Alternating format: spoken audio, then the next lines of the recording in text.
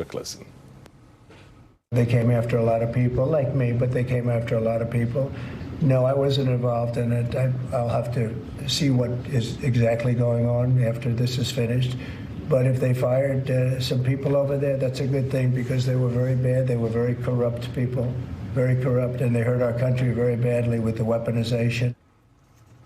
There's just so much I personally want to unpack on that, not unload on that right now, but you're our guest. I'm going to give you the chance to do that. But the reality of it is Trump said that, oh, I had no idea about these firings. I didn't request any of these firings. Can we just cut the crap? Because the FBI is not going to fire anybody at that scale without the White House knowing about it. What are you hearing about this process, the scope and the review of those people who are being let go, and what are their options? Yeah, I spoke with one of the January 6th prosecutors who was fired just yesterday, last night, and they were saying they stand by what they did. And I think that what you got to remember here is he likes to talk in these generalities, right? In terms of like, oh, they went after people. This was corrupt. And let's actually get into the details of these cases. These were cases against violent offenders who assaulted law enforcement officers on the steps of the U.S. Capitol. There you go. Right, like right outside, right? So it's not as though you can say like, oh, we're going after this specific person because we didn't like how they applied this particular misdemeanor. No, they're going after everyone. This was not like an individualized assessment of their conduct. This was just anybody who worked on January 6 cases who they could fire, they did. And that basically they focus on those people who were in these term positions. Basically, there was an authorization for these term positions, which were supposed to be sort of 2 years. The expectation was that a lot of these people would continue on. So basically what you're going to have Monday is that people who were working on these January 6 cases and then had been moved to some other kind of crime, right? So like violent crime in D.C., supposed to be a focus of the Trump administration. That's what they were supposed to be doing. But they went through this training. They were supposed to show up Monday and start prosecuting these violent crime cases, and that's it. Can I just follow up on this? Because first of all, I just think this is the second time that on a Friday evening, multiple officials from the Justice Department have been fired. And in the letter that they receive about why they're being fired, it says explicitly because of your cases you worked on January 6th, and that you do not align with the president's agenda. That's why they're being fired. But these individuals were moved to be permanent employees before the end of the Biden administration. So these folks are not even, there's legal questions about if what is currently happening is legal for these individuals, right? Yeah, they're still in their probationary period, which is why they were sort of targeted. So that like allows a little bit more flexibility to go after them. If they had gotten out of the probationary period, this would be a whole different ball game. But because of that probationary period, I think there's questions about whether this is authorized or not. I think it's the is this legal versus is this ethical sort of question.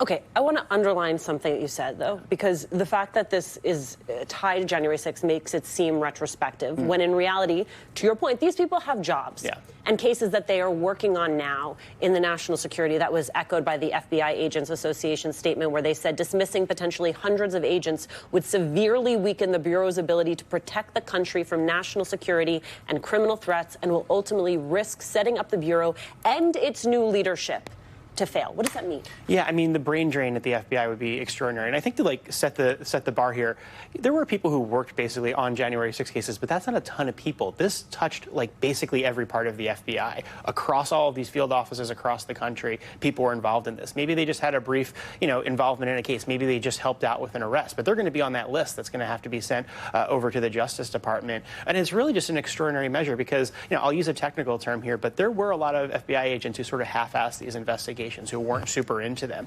That was a real thing. They're going to be on that same list next to all the people who gave it their all, because we sort of lose sight of this because of a lot of the rhetoric around the FBI. But it's a conservative-leaning law enforcement organization.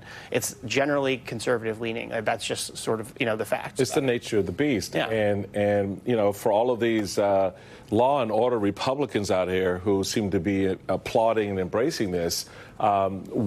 What does this FBI look like, to your point, 6 months from now, when all of this is hollowed out? You've got Hakeem Jeffries in a statement saying Republicans are hollowing out the world's premier law enforcement agency and leaving everyday Americans more vulnerable to violent criminals and terrorists. This complete disregard for national security in pursuit of vengeance should shock every American. Okay, color me shocked. All right, everybody in this town is shocked. But the crap still happens. And no one seems to be doing anything about it. No one seems to be outraged and put out. People are losing their jobs. People are on the verge of retirement, 2 years, 1 year, 6 months from retirement, lose that opportunity. As you just noted, you've got folks who are now in situations where Monday comes, what am I doing? I'm just sitting around waiting to be fired. What are the responses from Democrats and Republicans on the Hill?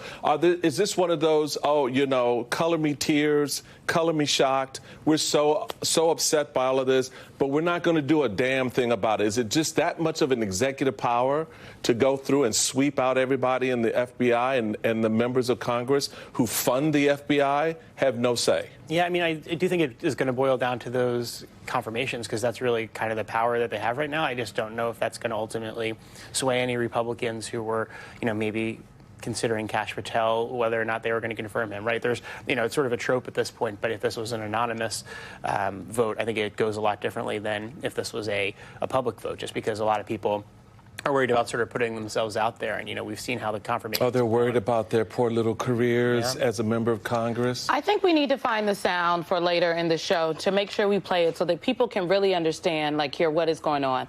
In the confirmation hearings for both Pam Bondi and Kash Patel, they directly batted down the idea that people would be gone after within the Justice Department because of these investigations. They said there would be no political firings. They were asked directly. Kash Patel just this week was asked, and the day after he answers that question, this happens at the Justice Department.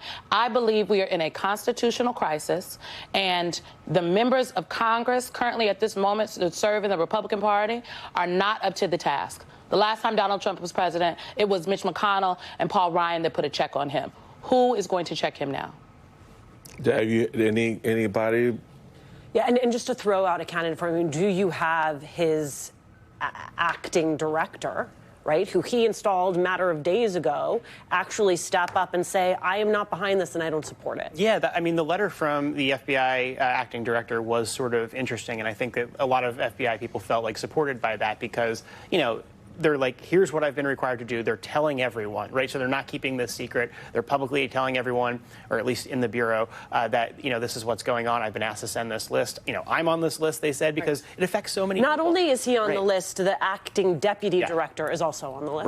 Right, because everyone was involved, like, I say everyone, most people within the FBI were involved in this in some way. It hit their, you know, there was someone locally, if they were out in a field office, who assaulted a cop that day and they had to show up and help out with, you know, the arrest, or there was some foreman. You know, the reason that everyone's sort of on these lists is because that's part of the discovery process, right? So, you know, you're supposed to turn over everything and everyone who is involved so that people can put on a fair defense. So it's going to have the names of, you know, the supervisory agent. It's going to have the names of any of the, you know, the FBI analysts who worked on the cases. It's going to have a really long list of people who, even if they had just some sort of really fleeting contact with this case, they're going to be on that list. Can I just note, some people think they might be prosecuted because there was a letter that went to, there was also an email that went out telling all the Justice Department officials to, preserve their documents. And usually that's what happens when an investigation is about to happen. So, I mean, you know. NBC's Brian Riley, thank you for your reporting and joining us this morning. We're going to continue to cover